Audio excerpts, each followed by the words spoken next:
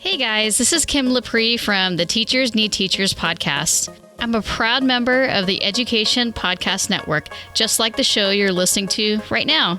The opinions expressed are those of the individual host. Be sure to check out all of the other amazing podcasts at edupodcastnetwork.com and get ready because the learning begins in 3, 2, 1.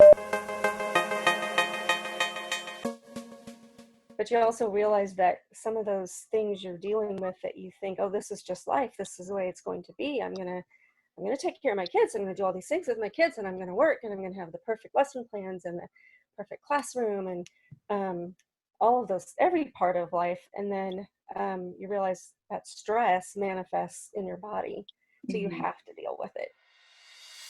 Welcome to the Burned In Teacher Podcast. I'm Amber Harper, and the educators on this podcast are brave enough to share their stories of burnout with the world. On BIT, we get real, we get honest, and we take action. Action against the burnout with stories from burned out teachers, advice from experts, and actionable steps you can take today to beat the burnout and become a happier, more fulfilled human being. Let's get started. Hello there, everybody. Welcome to episode 39 of the Burned In Teacher Podcast and episode 4 of the Summer Self-Care series. This is, of course, one part burnout and all other parts action, inspiration, and support for teachers dealing with burnout. I'm your host, Amber Harper, and I'm so grateful that you've joined us today, especially during your summertime, to help you to either avoid or beat your burnout.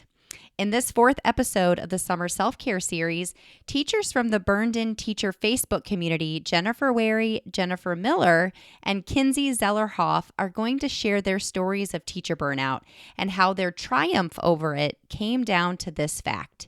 You can't take care of others if you don't take care of yourself first. And as you heard in the pre-roll, they are very, very well aware of the effects of not taking care of yourself first.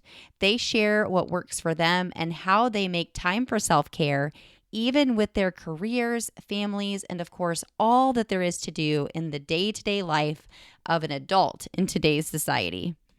But before we jump into today's interview, I have to let you know of a couple of exciting things that are happening. Number one, if you've not jumped into burnedinteacher.com and checked out the new website, I strongly encourage you to do so. It's much easier to navigate, it's easier to find supportive resources, and it's easier for you to find ways to work with me to beat and avoid teacher burnout in the 2019-2020 school year. The next thing is did you know how easy it is to subscribe to the Burned In Teacher Podcast? It's so easy, I'm going to do it right here for you. Hey Siri, subscribe to the Burned In Teacher Podcast. Just to confirm, would you like to subscribe to the podcast, the Burned In Teacher Podcast by Amber Harper? Yes. You are already subscribed to the Burned In Teacher Podcast. Now, there's a story behind why I've decided to have an Australian accent on my Siri. And also, of course, I'm already subscribed to my own podcast because I like to hear the other end of the podcast when it's finished. But it's that easy. But if you don't have an iPhone, that's fine too. The Burned In Teacher Podcast is located on many platforms.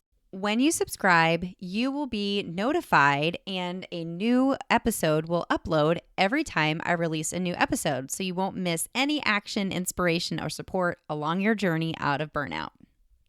So let me tell you a little bit about the teachers who have joined us for this interview. Jennifer Miller is a 6th grade teacher from Seymour, Indiana, and she's been teaching for 21 years and was actually named the 2019 Seymour Chamber of Commerce Middle School Teacher of the Year. And you can follow her on Instagram at jmiller.iseusa. Jennifer Wary teaches 2nd grade in a small rural Title I school. She's taught for 16 years in the same district where she previously taught kindergarten, special needs preschool, and served as an enrichment teacher. You could follow her on Instagram at JEJWERRY. Kinsey Zellerhoff has been in special education for almost 14 years and recently completed her Master's of Education in Special Education. She's currently the assistant principal and lead special education teacher at a private special education day school for behaviorally challenged and traumatized youth. I am so extremely grateful that these three came together and took time to share their stories of lack of self-care to understanding the importance of taking time for yourself so you can care for those that you love, your family and your students included. Let's get into the interview. Burn-In teachers, we have three amazing educators with us here today to talk about their journey from lack of self-care to bringing it into their life and making it a priority of taking care of themselves. So today we have Jennifer Miller. Hey there. We have Jennifer Wary. Hello. And Kinsey Zellerhoff. Hi. So ladies, tell us a little bit about you, what you teach and how long you've been in education. Well, this is Jennifer Miller, and I have been teaching now for 21 years. I teach sixth grade social studies, and I'm actually an elementary teacher. I started out teaching sixth grade, and then dropped down to third grade, fourth grade, and finally got back to sixth grade, which is my true love. Fantastic. I was an elementary school teacher myself, so whoop, whoop for elementary. All right, Jennifer Wary, will you tell us a little bit about you? Yes, I don't really count how many years I have been teaching, but I think 17 years. And I'm currently teaching second grade, which I do love. I used to teach kindergarten. And before that, I was an enrichment teacher for a while and a special needs preschool teacher for a year, all in the same district, right where we live, in a small rural community. Fantastic. And you are actually practicing self-care right now by being on vacation. So thank you so much for joining us tonight. All right, Kinsey. So I have been a special education teacher for almost 14 years. I've taught in both private and public schools. I am currently the assistant principal and lead special education teacher at a private special ed day school for behaviorally challenged and traumatized youth. Fantastic. So, ladies, today's episode is all about the importance of self-care, and we're talking real self-care here. We're not just talking about bubble baths and bottles of wine. We're talking about daily practices of caring for ourselves mentally and emotionally and physically. So I would love to hear a little bit about what brought you to the realization that you needed to make these things a priority in your life. So Jennifer, can you share with us anything that specifically that happened or when your realization happened that you really decided that something needed to change? Well, so for me, my entire teaching career, I've been married the entire time, and my husband is also a teacher, a high school teacher, and he's also was the high school varsity basketball coach. And in Indiana, where we are, that is a pretty big time demand. And so I, always used to joke, our kids were very, very little, all through elementary school for them and middle school, that I was a single mom for about 7 months out of the year because it was just very difficult for him to help with anything with the kids. And I got to the point where I really felt like I wasn't doing the best job that I could as a teacher and as a mom and as a wife. And I was also coaching at the time too. And I had a pretty big health scare, not really a scare, but finally a diagnosis was something that I was dealing with. And so I had to kind of pull back and figure out what was going to help me be a better teacher, be a better mom, and not feel so stressed out at school. And so I started looking at some things that I enjoy doing that I really wanted to do for myself. And I love to travel. I teach geography, and I really wanted to find a way to pull those things together. And so I found a nonprofit organization that I could work with part-time and still keep teaching and just totally, I guess, fill my bucket with fun things to do and still be able to be there for my family make a little bit of money as well, and be able to travel. And as all teachers know, especially having two teachers in the family, travel is not something we're going to do on a frequent basis, at least to other countries. And that's what that opportunity opened up for me. And it has been amazing. For the last 9 years, I've not only worked with students in my classroom, but also international students coming over for a high school program, families across the state of Indiana, people across the country and internationally. And I feel like it's made me a better teacher. It has really fulfilled me and has allowed me to do the things that I really want to do. And I have a pretty incredible family that supports that. And so that, I feel like, has really changed my focus in the classroom, and it's really paid off for me. Mm, thank you so much for sharing that. Well, my family really loves to travel too. Clearly, Jennifer Wary, your family holds that as a priority as well. Do you go to the same place every year, Jennifer Wary? Where we're at now, yes, we do. It's Mhm. it's actually my husband's family tradition. His grandfather started coming up here to this little cabin in the woods, I like to say, on the lake, Mhm. probably about 50 years ago. So Wow. generation after generation, we've come, and I was just kind of scooped up into that. But it's been great family memories for our kids as we've come every summer too. So That's fantastic. So tell us a little bit about your story, Jennifer, and when you came to the realization that you needed to bring more attention to yourself so that you could, continue in this profession. yeah, continue with a lot of things actually. Mhm. Mine started probably 5 years ago too, with health issues as well. Um, Nothing, major, but it was big because I had always been healthy. I never had any problems. I wasn't going to have high blood pressure. I wasn't going to have, all these other things. And several things kind of started popping up, and it was scary. And I did some things that doctors said, but then not everything was getting cleared up. And the answer was always just more medicine or a surgery, and I kind of just finally started questioning that and doing some other research and looking at health in a different way, um, and got through that as far as the health and the medical issues. But then I started, it's just funny how when you start on that journey, things just kind of fall in your lap or fall somewhere, they just pop up. And so I started just reading a variety of things on natural medicine, and of course regular medical doctors, um, even came upon some really interesting articles on Eastern medicine, and it became very fascinating to me. And then when I kind of started putting all that together, I think I realized, well, things in my body calmed down, things for me mentally calmed down. um, you're kind of forced to, but you also realize that some of those things you're dealing with that you think, oh, this is just life, this is the way it's going to be, I'm going to take care of my kids, I'm going to do all these things with my kids, and I'm going to work, and I'm going to have the perfect lesson plans and the perfect classroom, and all of those, every part of life. And then you realize that stress manifests in your body, so you Mhm. have to deal with it.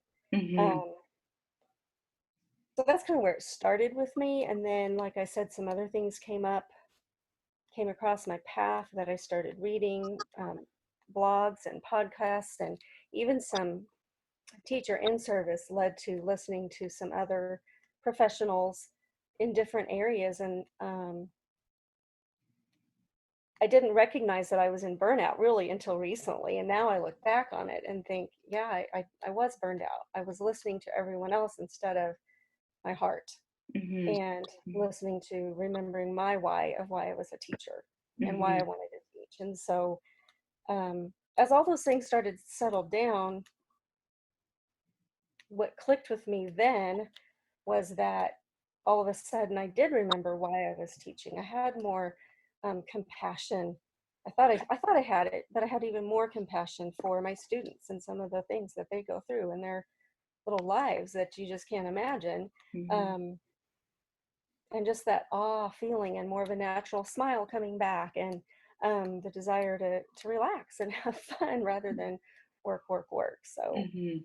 um, If you don't mind sharing, what do you feel has had the biggest impact? You mentioned natural medicine and books and podcasts and things like that. What do you feel has had the biggest impact on you that you think about the most or take part in the most?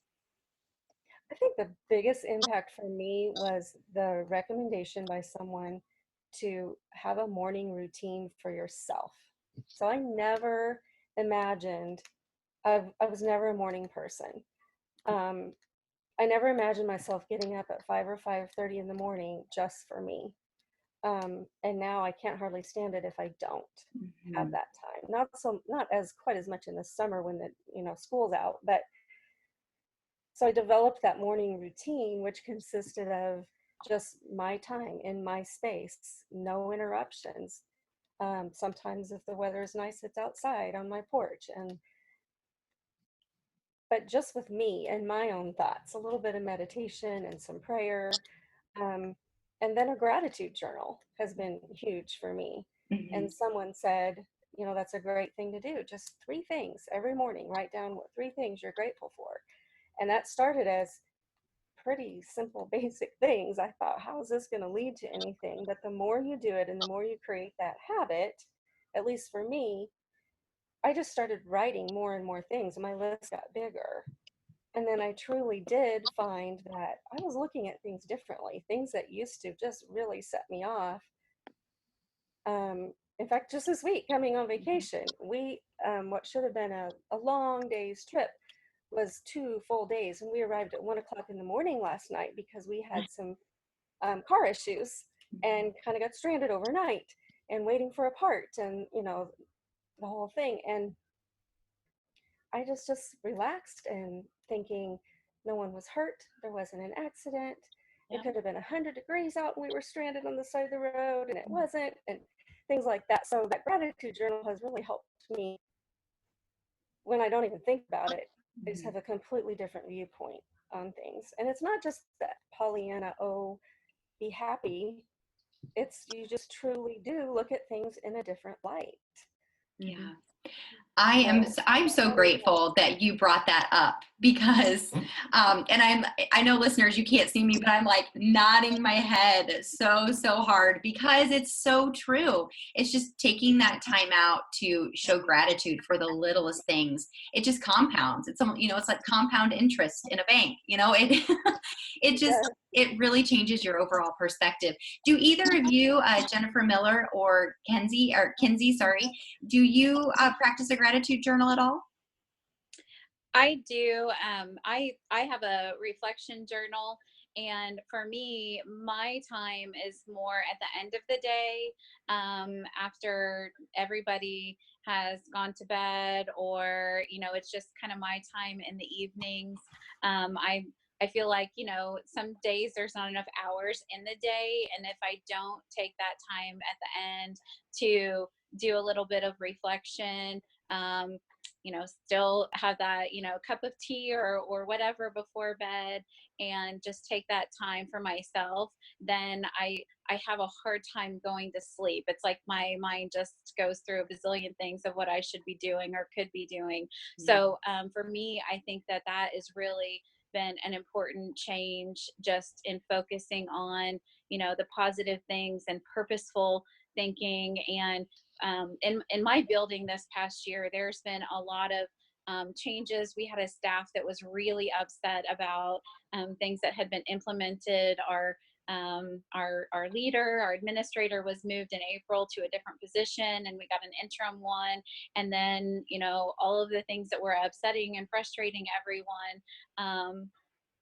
Their perspective changed, and all along, I'm just one of those people who, it's like, okay, there are so many good things that come from this. Like, let's look at the what ifs. It could be worse, that could be, more challenging. Like, there are so many good things, and I think sometimes maybe that drives people crazy around me because I look at it that way. But I just feel like it's just a much healthier, peaceful place to be, when teaching and education can be so chaotic and crazy.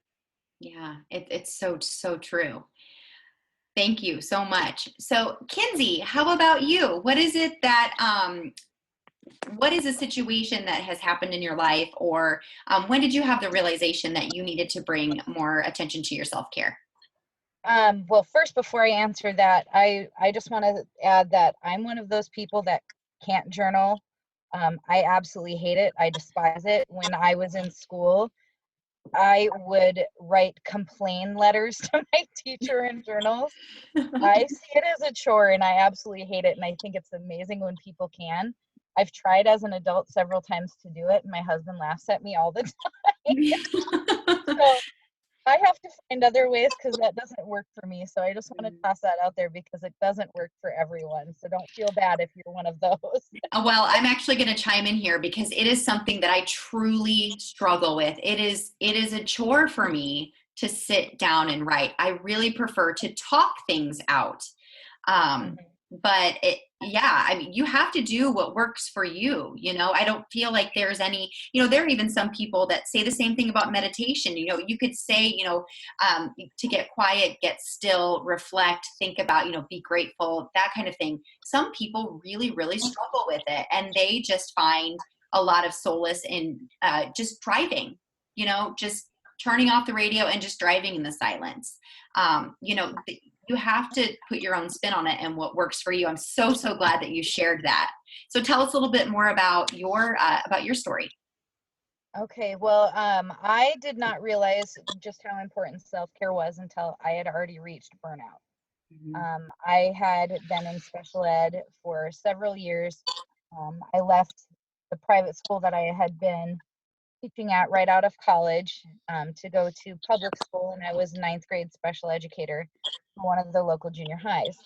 And I'm a student first teacher. I always have been, and I put them before absolutely everything else. And I was met with a lot of resistance in several different areas in the school I was at.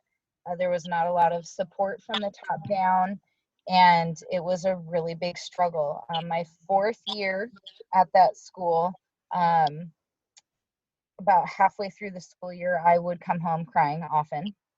And I was very disconnected with my family, and I almost didn't go back. But after the summer, like, okay, I'm going to go in fresh, look at everything positively and just look at what I can learn in every situation. And by the end of September, I was miserable all over again, times like 50. And it was awful. Towards the end of the school year, my husband said, "You need to leave. I want my wife back. The kids want their mom back. You just need to be done." And so I did resign from that position after 5 years at that school.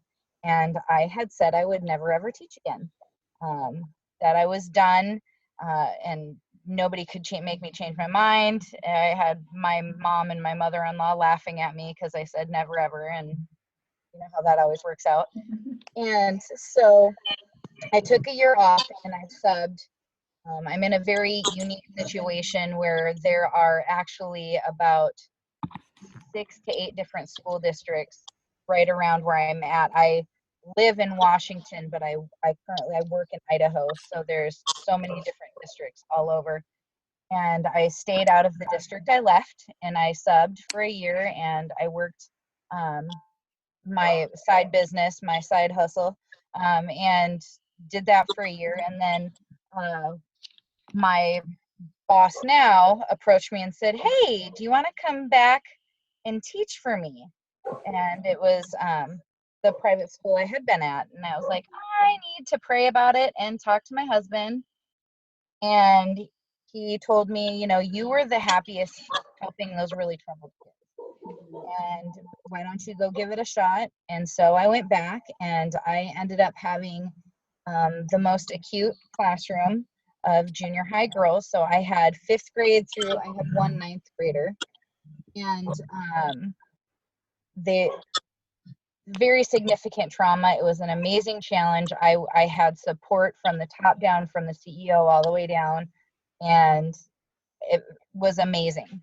And then the next year, the position I have now opened up, and it was offered to me, and I took it. So I'm going into year 3. The official title is education manager, just because we are a private entity, and we are also a residential treatment facility. And so going into that, we also were making a big shift to trauma-informed care facility. And so the more I learned about trauma-informed care, and when I became a trauma-informed care trainer, I realized just how important self-care is, because secondary PTSD is a real thing in what I do. And so that was just kind of a realization that I came to over the course of probably 4 or 5 years. And now I really make sure that I have things set aside for myself. I always tend to put other people ahead of me, and so I've really had to take a step back and realize that I have to do things for myself.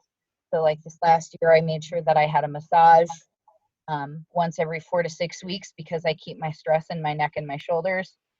And so to be able to let go, I had to do that. I've adjusted a little bit because I wanted to have my nails done. So I've adjusted my self-care a little bit because I haven't had nails since I got married. So that was really fun for me. That's fantastic. Yeah. So you do practice some of the self-care that I've talked about, that because I have said in the past, there are not enough massages or bottles of wine or bubble baths Yes. that will really truly take care of your burnout. But you're actually saying, hold on a minute. For me, this is actually working. But I do have to back up and say, but you also took care of yourself by removing yourself from a situation where you were not thriving. Is that correct? Exactly. Yes. I had to take a step back and remove a lot of toxic stuff. I also realized that part of what I was lacking with my own self-care was doing things for myself. And so that's why that is part of my self-care, because I wasn't doing it. I also, exercise is an outlet for me. I'm also a fitness instructor. And so that is something that I do for myself, because there are some days where it's like, oh, I don't want to work out. Well, I have a class to teach, so tough. I'm going to go. But it's also allowed me to have those different moments by myself, just like Jennifer had said about the mornings, because I am very busy. My kids are very active. My husband used to be on shift work, and so I had to adjust who went where and all of this stuff. So it's been an interesting shift, and it's constantly changing for me. But making sure to stick in those little times just for me has been helpful, as well as the bigger picture of self-care. I'm taking notes, because what you teachers, you wonderful women, are saying is it's all in the same, but it's all different, which is so important. That one person's self-care does not fit the mold of somebody else's idea for self-care. So let's pretend that I am a teacher who is really struggling. I'm burning the candle at both ends. I'm stressed out. I'm frustrated. I'm anxious. I'm burning out, and I do nothing. I haven't changed a thing. I am at burnout level 0. I'm isolated, ashamed, and I haven't tried anything new. What would you say to me? What would you say would be my first step? I would say that the first step is really finding what makes you get up in the morning, what makes you happy, that is completely not a part of the classroom, not a part of teaching, not a part of education. Find something that makes you feel fulfilled, and then look at ways to make that happen. I know that, as teachers, we tend to, our friends are usually part of our teacher tribe, and people that we spend our days with. But I think one of the most important things for me, I have a group of girlfriends who are from all different backgrounds, and all do different things, and we take time to spend time together, and support each other, send each other positive notes, funny memes, like just think about each other. I think that is the first step, and find what makes you happy, because when you are, that carries over to everything else that you do. I also get massages once a month, and go and get that pedicure and things like that. But it really is something that motivates you intrinsically, and finding that thing away from the classroom and starting there. Mm, very, very good advice. How about you, Jennifer Wary? Well, first, I would agree wholeheartedly with everything Jennifer Miller just said. I mean, she had a very good starting point. Mhm. And I too get massages once a month, which Mhm. because just the same reasons. Part of that physical health was that I was at a chiropractor, and it was just all bottled up right here, and nothing was helping. So yeah, now it does feel good. I don't want to give it up, but there was Yeah. physical need for it once I found a good person.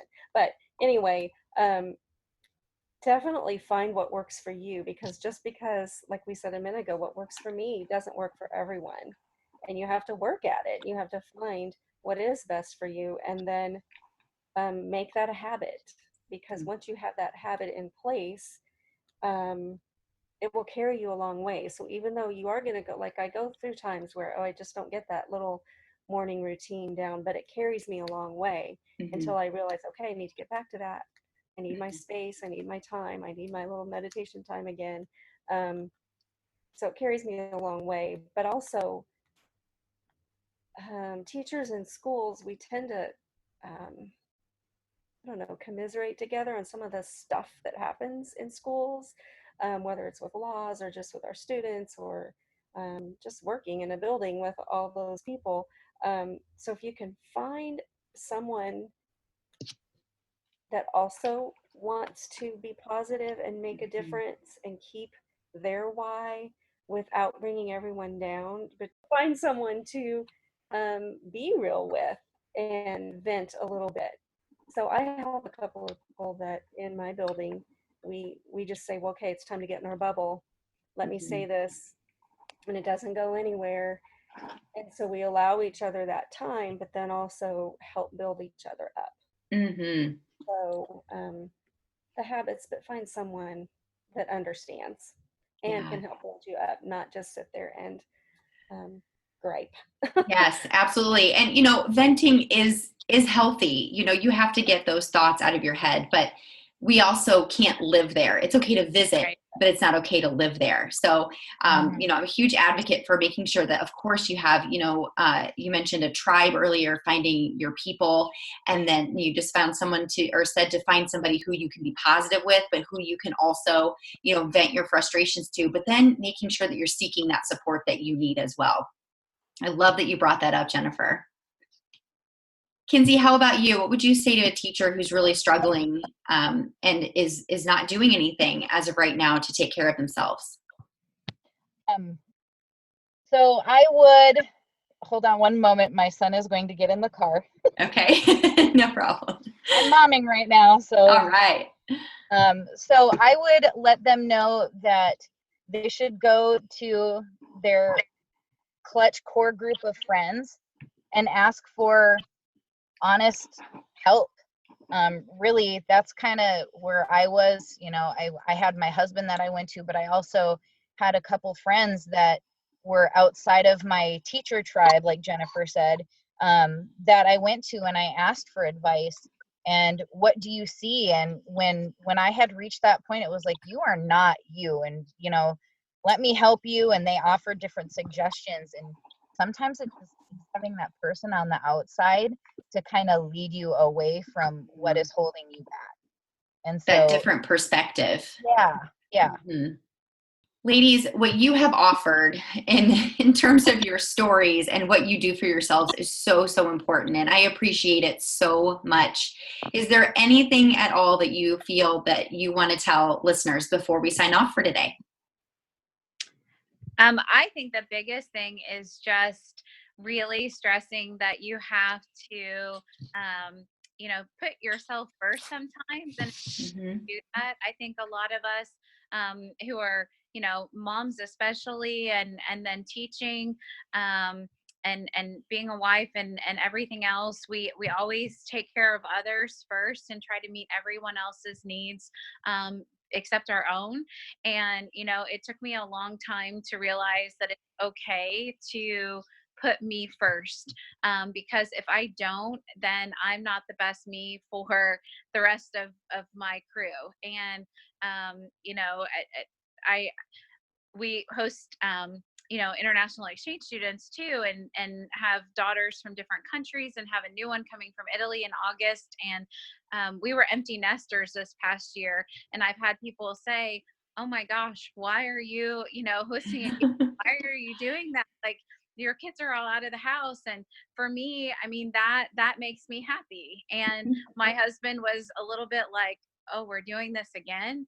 And I said, well, you can go fishing, like there's lots of trade-offs. But for me, that's what makes me happy.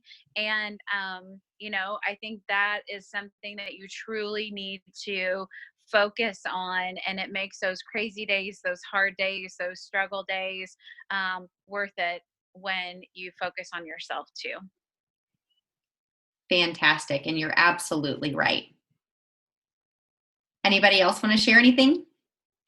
I would agree with that too. And some of these things with me happened when my kids were moving on from high school to college. And I thought I was taking care of myself. So looking back, if someone would have said, but you're really not, you're taking care of everyone else, like we keep saying, I don't know. I don't know if they could have convinced me to do anything different, but I would try to convince someone now, looking back, that it will catch up with you. So you think you're eating right, you think you're doing all these good things, but there's more. And if you don't take that time for yourself, it can catch up with you. And to really listen to your body and listen. Listen to your heart. And it is hard to do when you're busy and you're raising your kids, and then you have your 20 or 30 kids at school too. And so it happened for me at a time when life at home was slowing down, but I wish someone would have convinced me years before how to prevent some of that. Yeah. So what you just said reminds me of the conversation that I had with Dr. Lau a few weeks ago about run hard, rest well, and the 4 rhythms of rest. And I don't know if any of you 3 listened to that episode. It aired just a few days ago.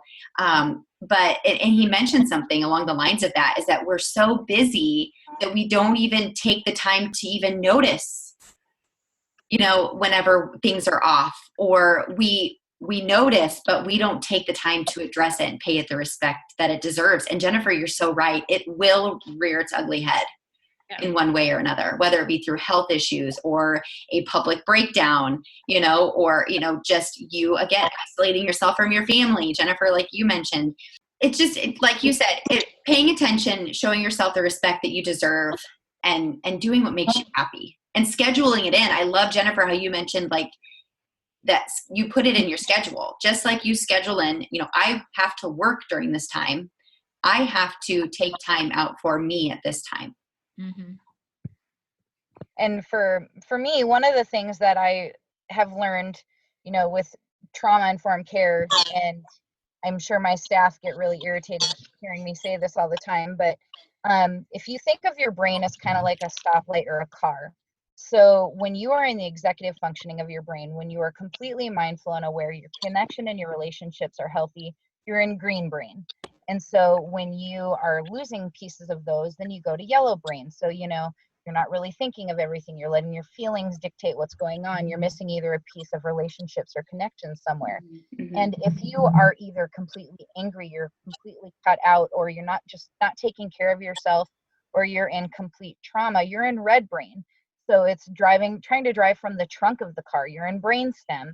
And so it's driving from the trunk, driving from the back seat or in the driver's seat. And so I always tell my staff, you're in red brain, you need to go take a break, or, just be careful. You're kind of teetering, go do what you need to do to get back in green brain, because our kids, because they have gone through so much trauma, they will project that, and it affects your day. And if you don't, if you're not mindful of it and you don't address it, it catches up with you, like Jennifer was saying.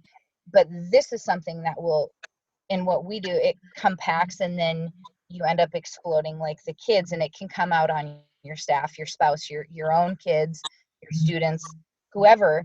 And so it's just super important to be mindful, and it's definitely a shift because it's not something that we do. I know that, at least for me, for the longest time, being a mom was number one. But if I wasn't filling my cup and taking care of me and making sure that I was, in a green brain, in a place where I could function successfully for anybody else, I wasn't helping anybody. I was making things worse. And so that's something that I've learned over the years too, that has helped me stay out of burnout and continue to move forward positively. That is a wonderful analogy. I'm so glad that you shared that. Well, ladies, we are going to go ahead and sign off for this episode, but there's one more part that we have to do because our conversations get so serious so quickly. I like to have a little bit of fun.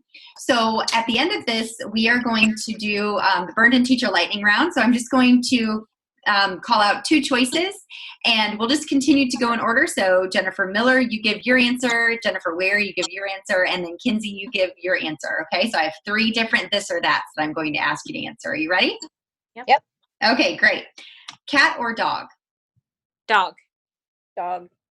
Cat. Kinsey, for some reason, it doesn't surprise me that you are on the opposite end of what the Jennifers said. All right, winter or summer? Summer. Winter. Oh, I have to pick. Oh. Spring. Choose a mid-season. I like all of them. There's fun stuff from everything. Summer, because right now it's awesome. So Yeah, fantastic. And train or plane? Plane. Plane. I'm not a fan of flying, but I don't know if I could handle a train. Yeah. I'm not a fan of flying at all. I don't know if you heard me talk about it, but that is definitely something I'm working on. Well, ladies, thank you so much for your time. I appreciate it so much. I can't wait for the Burned In Teacher listeners to hear your thoughts and your stories about self-care. Well, thank you for having us. Thank Yeah, you for thank you so asking. much. These interviews with teachers from my Burned In Teacher group are some of my favorites, and it's because these teachers know what they're talking about. They've lived the life of a burned out teacher, and they've now started to live the life of a burned in teacher. You will find all of the resources that they shared, their ideas, and a bullet point list of all of their suggestions. If you go to burnedinteacher.com and click on podcast in the main navigation, you will see their interview at the very top. Until next time, burn on, everybody. And you just took another step to becoming a burned in teacher.